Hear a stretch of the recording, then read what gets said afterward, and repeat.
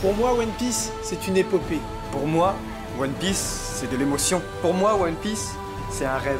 Pour moi, One Piece, c'est ça. C'est l'amitié. Bah One Piece, c'est juste une source énorme de motivation. Pour moi, One Piece, c'est...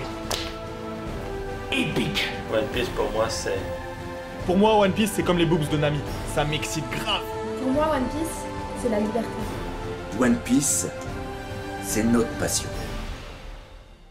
Des millions d'années avant la mort de Roger et l'âge d'or de la piraterie, le monde de One Piece était, selon les traces archéologiques et les espèces qu'on y trouve, pas si différent du nôtre. On y trouve quelques espèces dinosaures, encore vivantes pour certaines, ce qui laisse imaginer une période préhistorique plutôt classique. À une période non datée, l'une des tribus humanoïdes habitant la planète met au point une technologie lui permettant d'aller sur la Lune. Ils décident de s'y installer et y fondent un royaume à la pointe de la science et de la technologie.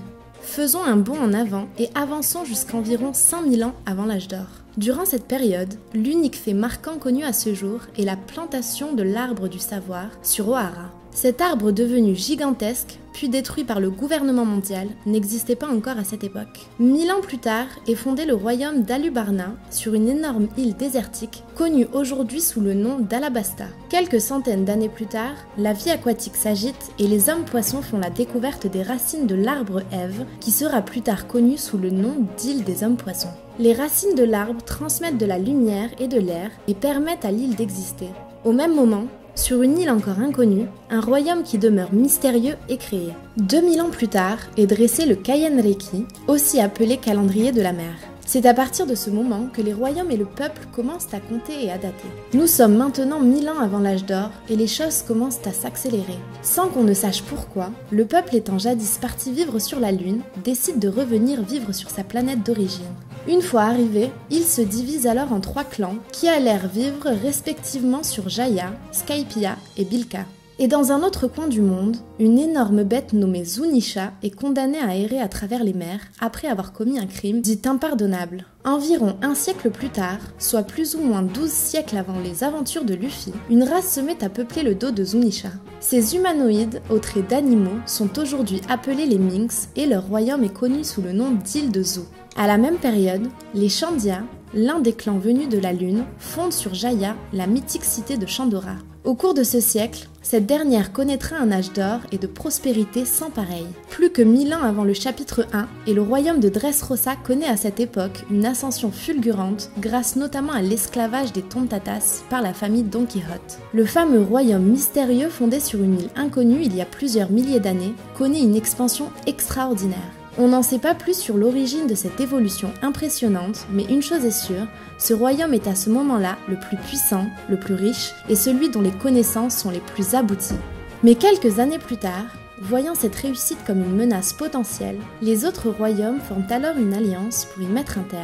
Ainsi, Alabasta, Dressrosa et d'autres puissances s'allient et déclarent la guerre à ce royaume. Ce moment marque le début de la Grande Guerre. À partir de ce moment, il y a environ 900 ans, les traces historiques sont rares, pour ne pas dire inexistantes. On entre dans ce qu'on appelle le siècle oublié, un âge sans histoire, durant lequel se sont déroulés beaucoup d'événements majeurs ayant changé le cours de l'histoire. La plupart des preuves écrites relatant cette époque ont été systématiquement détruites par le gouvernement mondial. Mais il subsiste quelques bribes de cet âge. On sait qu'à ce moment apparaît ce qu'on nommera plus tard les armes antiques. L'une d'elles, Pluton, était un navire capable de détruire des îles entières. Sur l'île des hommes-poissons, une sirène légendaire développe la capacité à communiquer avec les rois des mers. Elle est connue sous le nom d'arme antique Poséidon. Quant à Uranus, la 3e arme antique, on ignore encore tout de sa nature et de ses capacités. Vers la fin du siècle oublié, la famille Kosuki, sur Wano Kuni, voyant la guerre prendre une tournure dramatique, décida de créer ce qu'on appelle aujourd'hui les poneglyphes. Certains permettent de localiser d'autres poneglyphes, d'autres, les Rio poneglyphes, contiennent les derniers témoignages sur la réelle histoire du siècle oublié. Et enfin d'autres, les Rhodes poneglyphes, peuvent localiser Raftel. On sait également qu'un dénommé Joy Boy fit la promesse aux hommes-poissons de faire flotter le Noah, une immense arche qui permettrait aux hommes-poissons d'aller vivre à la surface. Hélas, il ne put tenir sa promesse, mais fit jurer aux hommes-poissons de prendre soin du Noah jusqu'à son retour afin qu'il puisse un jour se racheter. Il laissa un mot d'excuse envers les hommes-poissons sur un poneglyphe. Le siècle oublié se termine sur la défaite du puissant royaume face à l'alliance qui souhaitait sa chute. Toutes traces le concernant sont détruites et ses alliés sont réduits en esclavage ou exécutés.